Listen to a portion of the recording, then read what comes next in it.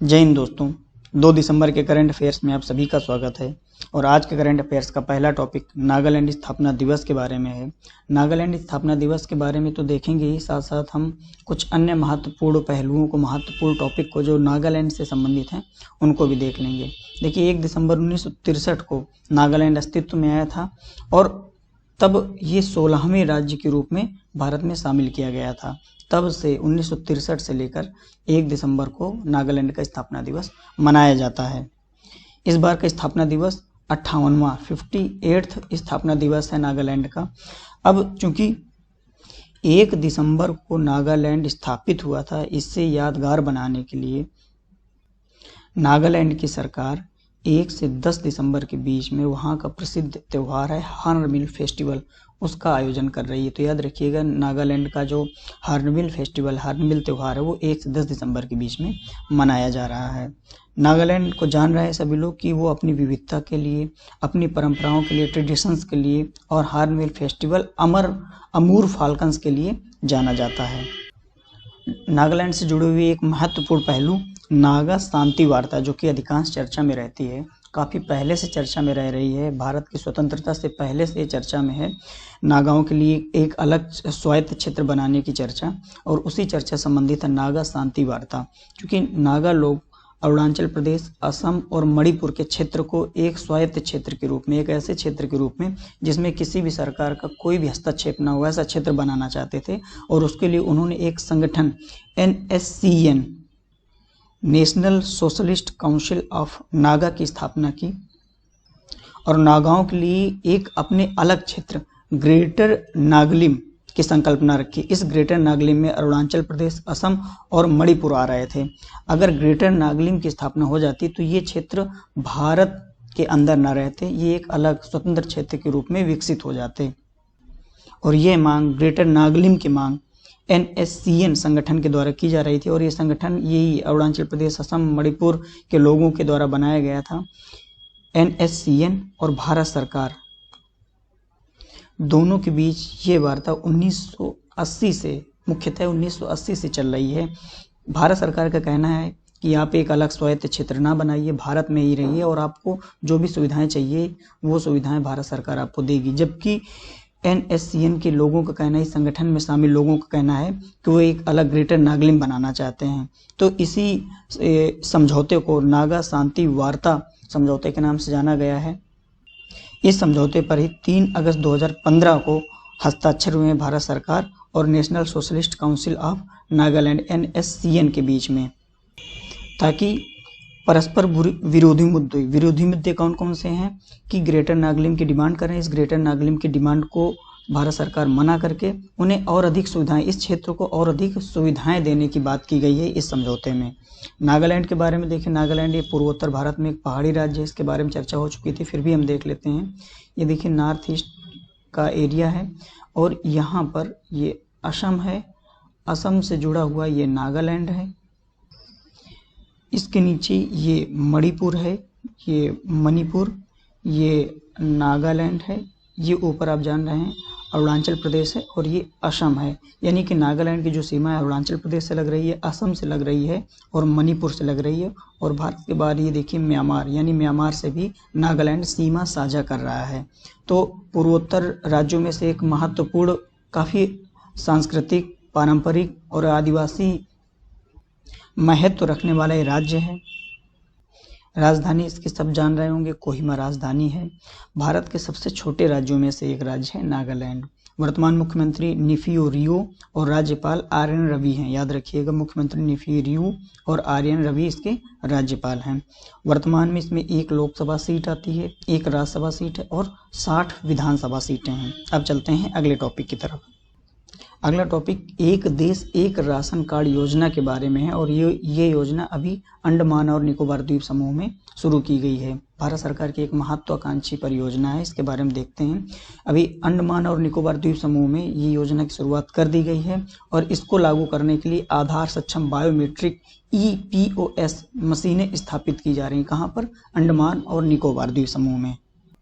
ये देखिए, जो POS मशीनें हैं, ये पॉइंट ऑफ सेल है, ये कैश रजिस्टर के स्थान पर इन POS मशीनों का इस्तेमाल किया जाता है।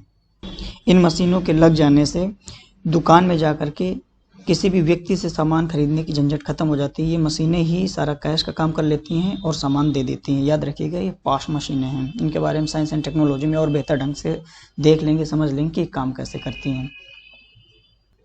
ये जो एक देश एक राशन कार्ड योजना है, ये राष्ट्रीय खाद्य सुरक्षा अधिनियम के तहत जो प्रवासी श्रमिक है, यानी कि जो किसी एक राज्य में कार्य करते हैं और उस राज्य में उनके लिए राशन कार्ड बन गया है, वो दूसरे राज्य में भी उसी राशन कार्ड की मदद से अपने हिस्से का जो खाद्यान्न आ रहा है उसको प्राप्त कर सकेंगे। देख ही लेते हैं एक देश एक राशन कार्ड योजना के बारे में। खाद्य और सार्वजनिक वितरण विभाग द्वारा एक देश एक राशन कार्ड योजना को शुरू किया गया है। ये गरीब श्रमिक प्रवासी श्रमिक जो हैं उनको देश के किसी भी सरकारी राशन की दुकान से सब्सिडी वाले चावल और गेहूं खरीदने में सक्षम बनाने के लिए शुरू किया गया है। जैसे कि पहले चर्चा हुई थी कि कोई भी एक मजदूर है, एक श्रमिक है जो किसी अन्य राज्य में या अन्य राज्यों में जाकर कार्य करता है और उसके पास एक ऐसा राशन कार्ड है जिससे वो सरकार के द्वारा शुरू की गई, सरकार के द्वारा चलाई जा रही सार्वजनिक वितरण प्रणाली का लाभार्थी है, वह इसी राशन कार्ड से किसी भी राज्य में अपना राशन प्राप्त कर सकता है, सब्सिडी वाला राशन। और इस राशन कार्ड एक देश एक राशन कार्ड में एक सुविधा शुरू की गई है, सुविधा दी जा रही है कि आपको जितना भी कोटा होगा उसका 50% आप किसी अन्य राज्य में खरीद सकते हैं। यानी कि अगर 10 किलो आप खरीदने की आपकी लिमिट है तो आप अन्य राज्यों में कार्य कर रहे हैं तो उसी राशन कार्ड से आप 5 किलो तक का खाद्यान्न खरीद सकते हैं। आगे चल करके 2021 तक सभी राज्यों को एक राष्ट्र एक राशन कार्ड योजना में शामिल कर लिया जाएगा। अब चलते हैं अगले टॉपिक की तरफ। अगला टॉपिक ETPBS यानी electronic transmitted postal ballot system के बारे में है, यानी इलेक्ट्रॉनिक रूप से प्रेषित पोस्टल बैलेट सिस्टम के बारे में है। चुनाव आयोग असम, पश्चिम बंगाल, केरल, तमिलनाडु और पुदुचेरी में 2021 में जो चुनाव होने हैं उनमें ETPBS के माध्यम से वोट डालने की अनुमति देने के लिए तैयार हो गया है। देख लेते हैं ये ETPBS सिस्टम होता क्या है। मान लीजिए कोई भी एक व्यक्ति ऐसा है जो भारत से बाहर रहता है, तो भारत से बाहर रहेगा, निश्चित तौर पर वो NRI हो जाएगा और वो अपने देश में होने वाले चुनावों में वोट डालना चाहता है। लेकिन वोट डालने के लिए अभी तक क्या था कि उसे भारत आना पड़ता था। चुनाव आयोग के द्वारा ये सुविधा इसलिए शुरू की गई है कि वो भारत आए बगैर जिस भी पार्टी को, जिस भी नेता को वोट डालना चाहता है, अपने जिस देश में रह रहा है वहीं से वो वोट डाल सकता है। इसके लिए चुनाव आयोग उसे इलेक्ट्रॉनिक यानी कि मेल के माध्यम से बैलेट पेपर भेजेगा उसके क्षेत्र का, और उस बैलेट पेपर में उसके क्षेत्र से लड़ने वाले सभी प्रत्याशियों के नाम होंगे। जिसको चुनना चाहेगा उसके सामने वो अपना मोहर या निशान लगा देगा और इसको फिर वो फोल्ड करके सिंपल पोस्ट, साधारण पोस्ट के माध्यम से चुनाव आयोग के कार्यालय पर भेज देगा। तो इस माध्यम से उसका वोट दर्ज हो जाएगा। इसी प्रक्रिया को बोलते हैं electronic transmitted postal ballot system.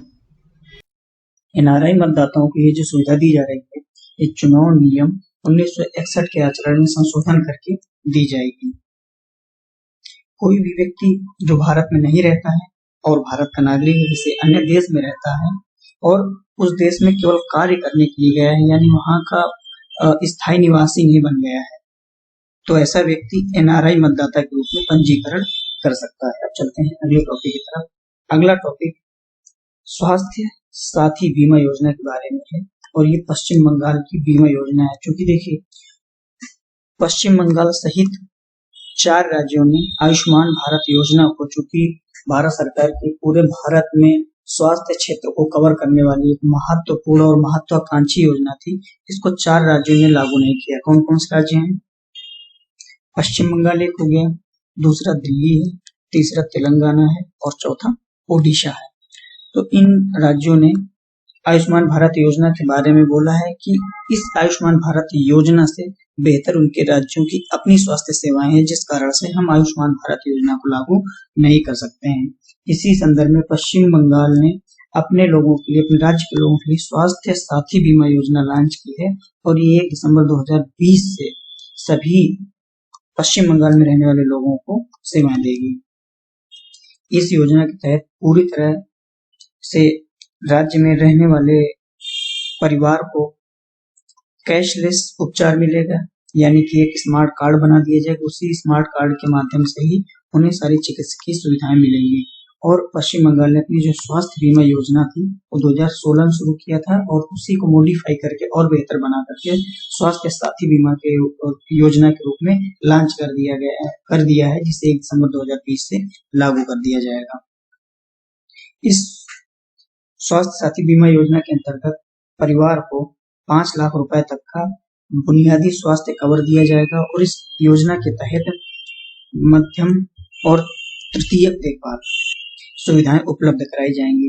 ये योजना यानी स्वास्थ्य साथी बीमा योजना पश्चिम बंगाल के सभी राज्य के अस्पतालों और निजी अस्पतालों यानी कि चाहे वो प्राइवेट हो या गवर्नमेंटेड हॉस्पिटल हो, सभी पर लागू रहेगी। पश्चिम बंगाल के बारे में देखिए, पूर्वी भारत का एक राज्य है। अगर इसे मैप में देखेंगे तो देखिए यहाँ पर पश्चिम बंगाल ऐसे करके ऐसे फैला हुआ है और ये जुड़ा हुआ है, इधर भूटान से जुड़ा हुआ है और ये बंगाल की खाड़ी पे, अब बंगाल इधर है और इधर हिमालयी क्षेत्र है, तो इस कारण ये हिमालय और बंगाल की खाड़ी के बीच में स्थित है। याद रखिए पश्चिम बंगाल। राजधानी जान रहे हैं कोलकाता है और इस कोलकाता को east India company trading post और ब्रिटिश राज्य की राजधानी के रूप में, यानी किस रूप में, east India company trading post के रूप में, और पहले ये ब्रिटिश राज्य की राजधानी के रूप में था पश्चिम बंगाल। कोलकाता पश्चिम बंगाल की जो वर्तमान राजधानी कोलकाता है, पहले east India company trading post के रूप में था। मुख्यमंत्री सब लोग जान रहे हैं, दीदी जी हैं अपनी ममता बनर्जी, और राज्यपाल जगदीप धनखड़ है। राज्य का पशु कैटफिश है और राज्य पक्षी सफेद गले वाला किंगफिशर है। राज्य का राजकीय वृक्ष एल्स्टोनिया स्कोलरिस है और पुष्प रात्रिकालीन चमेली है, यानी चमेली का फूल इसका राष्ट्रीय पुष्प है पश्चिम बंगाल का। अब चलते हैं अगले टॉपिक की तरफ। बहुत इंपॉर्टेंट टॉपिक है एसडीजी इन्वेस्ट एटलस के बारे में। भारत के लिए एसडीजी निवेशक मानचित्र यूएनडीपी और इन्वेस्ट इंडिया के द्वारा शुरू किया गया है। इस यूएनडीपी और इन्वेस्ट इंडिया के द्वारा 6 सतत विकास लक्ष्य यानी कि एसडीजी जो है सस्टेनेबल डेवलपमेंट गोल्स, उनके लिए 18 क्षेत्रों में निवेश की पहचान की है जो भारत को अपने एसडीजी लक्ष्यों को प्राप्त करने में मदद करें। क्योंकि सभी लोग जान रहे हैं जो सतत विकास लक्ष्य हैं, सस्टेनेबल डेवलपमेंट गोल्स हैं, टोटल 17 हैं, इनको प्राप्त करने के लिए विश्व के सभी देश प्रयासरत हैं। भारत भी प्रयासरत है। तो भारत को अपने सतत विकास लक्ष्यों को प्राप्त करने के लिए यूएनडीपी और इन्वेस्ट इंडिया के द्वारा निवेश लाया जाएगा और उन निवेश को 18 क्षेत्रों में निवेश किया जाएगा, 18 क्षेत्रों में लगाया जाएगा वो निवेश को, और भारत अपने सतत विकास लक्ष्यों को प्राप्त कर लेगा। इस यूएनडीपी और इन्वेस्ट इंडिया ने 8 व्हाइट स्पेस की पहचान की है जिसमें निवेशकों ने रुचि दिखाई। देखिए व्हाइट स्पेस होता क्या है, आप जो भी मोबाइल में इंटरनेट चलाते हैं, कंप्यूटर में इंटरनेट चलाते हैं या टीवी पर देखते हैं, टीवी प्रसारण के लिए या इंटरनेट कनेक्टिविटी के लिए फ्रीक्वेंसी दी जाती है और फ्रीक्वेंसी के लिए एक लाइसेंस दिया जाता है। तो फ्रीक्वेंसी के लिए एक स्पेस दिया जाता है कि उसी का इस्तेमाल कंपनियां कर सकती हैं। उस फ्रीक्वेंसी में जो बच जाती है फ्रीक्वेंसियां या स्पेस बच जाता है उसे बोलते हैं व्हाइट स्पेस। जैसे जब टीवी प्रसारण होता है तो टीवी प्रसारण में 50 से लेकर के 700 मेगाहर्ट्ज तक का स्पेस रिक्त हो जाता है, तो ये व्हाइट स्पेस के रूप में मान लिया जाता है। तो ऐसे 8 व्हाइट स्पेस की पहचान की है, इसमें इन्वेस्टर्स ने रुचि दिखाई।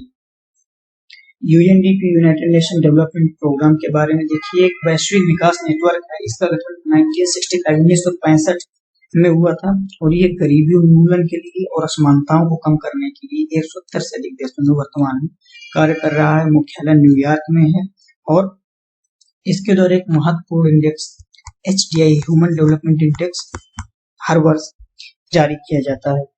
इन्वेस्ट इंडिया के बारे में देखते हैं। इन्वेस्ट इंडिया राष्ट्रीय निवेश संवर्धन और सुविधा एजेंसी, यानी कि भारत में निवेश को बढ़ावा देने के लिए इन्वेस्ट इंडिया प्रोग्राम शुरू किया गया था 2009 में और ये गैर लाभकारी कंपनी के रूप में रजिस्टर किया गया था। इन्वेस्ट इंडिया उद्योग और आंतरिक व्यापार संवर्धन मंत्रालय, वाणिज्य और उद्योग मंत्रालय के अंतर्गत कार्य करता है। देखिए सतत विकास लक्ष्य के बारे में आप छोटा मोटा अंदाजा आपको होगा ही कि बेहतर और अधिक स्थायी भविष्य प्राप्त करने के लिए 17 लक्ष्यों का एक संग्रह है। 2015 में यूएनडीपी के द्वारा लॉन्च किया गया था और 2030 तक इसे हासिल किया जाना है। अब चलते हैं अगले टॉपिक की तरफ। अगला टॉपिक अंतर्राष्ट्रीय गुलामी उन्मूलन दिवस के बारे में। प्रतिवर्ष 2 दिसंबर को ये दिवस मनाया जाता है। कौन सा? अंतर्राष्ट्रीय गुलामी उन्मूलन दिवस। 1929 को अंतर्राष्ट्रीय गुलामी उन्मूलन दिवस संयुक्त राष्ट्र महासभा में मानव तस्करी और वेश्यावृत्ति को रोकने के लिए शोषण विषय पर हुए सम्मेलन में 2 दिसंबर 1929 से ये अंतर्राष्ट्रीय गुलामी उन्मूलन दिवस लगातार मनाया जाता रहा है। इस दिन गुलामी के परंपरागत रूप जैसे कि मानव तस्करी, यौन शोषण, बाल श्रम, जबरदस्ती शादी तथा सशस्त्र संघर्ष के दौरान बच्चों को सेना में जबरदस्ती भर्ती कराने संबंधित विषयों पर विचार विमर्श के साथ सफल परिणाम प्राप्त करने की दिशा में सार्थक कदम उठाने पर जोर दिया जाता है। देखिए गुलामी होती क्या है। आप समझते होंगे कि किसी व्यक्ति ने किसी को जबरन बंधक बनाकर काम करा लिया, सिर्फ वही गुलामी होती है। गुलामी कई रूपों में होती है। सिर्फ जबरदस्ती बंधक बना के काम कराना ही गुलामी नहीं होती है। जैसे कि आपने किसी को मानसिक रूप से पीड़ित कर दिया, मानसिक रूप से पीड़ित करके उससे कार्य करा रहे हैं, तो ये भी गुलामी का एक रूप है। तो गुलामी के सभी रूपों से मुक्ति दिलाने के लिए अंतर्राष्ट्रीय गुलामी उन्मूलन दिवस मनाया जाता है प्रतिवर्ष 2 दिसंबर को। अब देखिए जो अंतर्राष्ट्रीय श्रम संगठन है, इंटरनेशनल लेबर ऑर्गेनाइजेशन है, उसने एक जानकारी दी है लगभग 40-40.5 मिलियन लोग अभी भी आधुनिक गुलामी के शिकार। आधुनिक गुलामी क्या है? पहले देखिए गुलामी से तो पूरा विश्व वर्तमान में आजाद है और किसी भी व्यक्ति को इजाजत नहीं किसी को बंधक बना के कार्य कराए। तो एक संकल्पना आई आधुनिक गुलामी की, जिसके बारे में भी थोड़ी देर पहले चर्चा हुई कि किसी को मानसिक रूप से आप पीड़ित कर दीजिए, मानसिक रूप से आप प्रेरित कर दीजिए उसके लिए काम करने के लिए, यही हो जाएगा आधुनिक गुलामी। अब जबरन शादी किसी की कर दी गई तो मानसिक रूप से वो बंध गया। लगभग 15.4 मिलियन लोग ऐसे हैं और जो किसी को ऐसी मजबूरी में फंसा दिया कि वो मजबूरी में काम करने के लिए तैयार है, तो उसे मजबूर श्रम बोलते हैं। इसमें लगभग 24.9 मिलियन लोग शामिल हैं। संयुक्त राष्ट्र के अनुसार आधुनिक गुलामी में जितने भी लोग पीड़ित हैं आधुनिक गुलामी से, उनमें हर एक 4 में एक बच्चा है। यानी कि अगर 40 मिलियन लोग पीड़ित हैं आधुनिक गुलामी से, तो उनमें से 10 मिलियन तो बच्चे ही हैं। ग्लोबल स्लेवरी इंडेक्स के अनुसार भारत में लगभग अभी भी 18 मिलियन लोग आधुनिक गुलामी के शिकार हैं। अंतर्राष्ट्रीय श्रम संगठन रिपोर्ट के अनुसार वयस्कों का सबसे बड़ा हिस्सा 24% घरेलू श्रमिकों के रूप में कार्यरत है। घरेलू श्रमिक का मतलब है कि आपने जबरन शादी करा दिया। निर्माण क्षेत्र में 18%, कृषि एवं मछली पकड़ने में 11% तथा विनिर्माण क्षेत्र में 15% लोग आधुनिक गुलामी का शिकार हैं। ये देखिए ये जो फैक्ट है ये उतने ज्यादा महत्वपूर्ण नहीं कि आप याद रखें, बस इसे जानकारी के लिए आप पढ़ लें। आज के करंट अफेयर्स में बस इतना ही, फिर मिलते हैं। जय हिंद।